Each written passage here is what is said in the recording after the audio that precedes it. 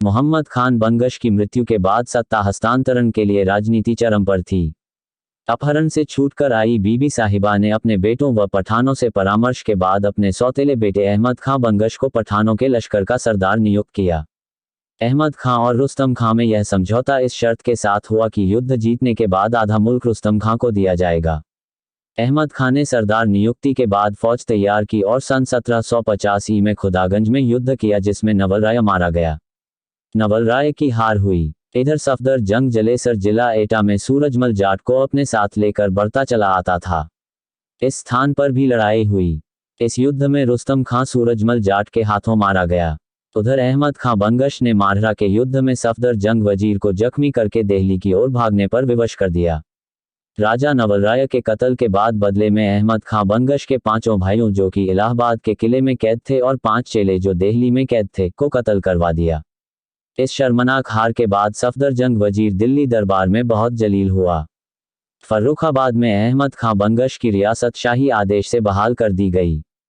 अहमद खां बंगश ने स्थानीय राजाओं और जमींदारों की सहायता से इलाहाबाद के किले का घिराव किया और किला फतह किया। नवाब अहमद खां बंगश इलाहाबाद का किला जीतने के बाद दम भी नहीं ले पाया था कि सफदर जंग वजीर ने बादशाह को बहकाकर मराठों से फर्रुखाबाद पर चढ़ाई करवा दी। नवाब अहमद खां बंगश ने शहर के सभी वर्गों से परामर्श के बाद फतेहगढ़ के हुसैनपुर किले में अपना मोर्चा स्थापित किया और 1 महीना कुछ दिन तक मराठों के घिराव में फंसकर उनसे युद्ध करता रहा। मराठों ने मऊ में आग लगा दी और फर्रुखाबाद नगर के लोगों को खूब लूटा।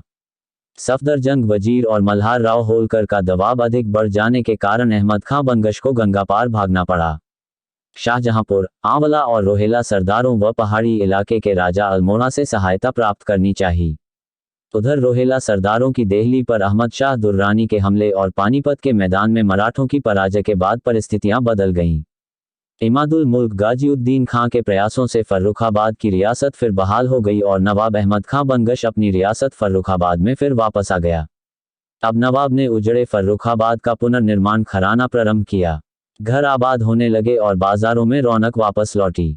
नवाब अहमद खां बंगश बुलंद महल, आज का टाउन हाल, में रहने लगे।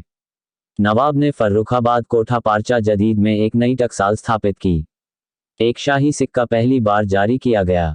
22 ब्राह्मणों और 22 मौलवियों को आमंत्रित कर उन्हें नजरें भेंट की और ब्राह्मण भोज का भी आयोजन किया गया।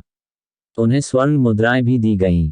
नई इमारतें बनवाई गई। पुरानी इमारतों का जीर्णोद्धार किया तथा बाजार स्थापित करवाया। इसकी बनवाई हुई इमारतों में खास महल, जिसमें सन 1839 तक बीबी अच्छम मुजफ्फर जंग रहती थीं। 2. मुबारक महल। 3. सलावत महल। यह मकान बीच शहर में मोती मस्जिद के पीछे था। मोती मस्जिद और जामा मस्जिद भी अहमद खां बंगश की बनवाई हुई हैं। सलावत महल के दरवाजे और छत पर सोने की मुलम्माकारी थी, लेकिन सन 1839 में इस महल का रंग उड़ चुका था। सोना लोगों ने छील कर उतार लिया। दीवान खाना मुबारक महल में था। सन 1839 में बीबी नासिर जंग विलायती बेगम इसमें रहती थी। नवाब को सजावट का भी बड़ा शौक था। जिस महल में वह रहता था उसकी दीवारों पर उसकी व उसके दोस्तों के तस्वीरें टंगी रहती थीं। बुलंद महल जो कच्चा था उसे पक्का बनवाया और महल का खम्मान या फाटक बुलंद बनवाया, जिसे अंग्रेजों ने सन 1857 व 1858 में तोपों से इस किले को उड़ा दिया था। इसके फाटक पर जो पत्थर लगा था उखाड़कर सदर तहसील में रख दिया गया। उसने बाजार और मकान निर्माण करवाए।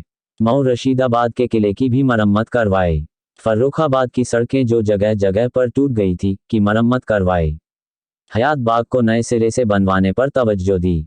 मऊ दरवाजे की सराय के दक्षिण में सड़क के पास बहिश्त बाग अहमद खां ने लगवाया और उसके दरवाजे के पास बहुत उम्दा शाही मस्जिद का निर्माण करवाया। नहाने के लिए स्नानगृह बनवाए और त्रिपोलिया चौक से घुमना के पश्चिम में एक बाजार का निर्माण भी करवाया, जो कटरा अहमदगंज के नाम से मशहूर है, जो आज गोटा वालों का हाथा है। तारीख का अध्ययन करने से मालूम होता है कि नवाब के खास मोहाल की आमदनी 80 लाख रुपया सालाना थी। हिसामुद्दीन गवालियरी की लेखनी से भी इसकी पुष्टि होती है। नवाब अहमद खां बंगश का चौथा बख्शी मेहरबान खां रिंद साहिब दीवान शायर था। यह व्यक्ति किसी हिंदू राजा का बेटा था। इसको इलाहाबाद के किले के घेराव के समय उसके पिता ने अहमद खां को नजर किया। निहायत फारसी और उर्दू का शायर था। मुफ्ती वलीउल्लाह साहब ने उसकी शायरी की बहुत तारीफ की है। उस समय के प्रसिद्ध शायर मिर्जा रफ़ी अहमद खां, सौदा मीर सोज भी इसकी मुलाजमत में रहे। अपने अगले अंक में हम नवाब अहमद खानन के कारनामों को और आगे बढ़ाएंगे।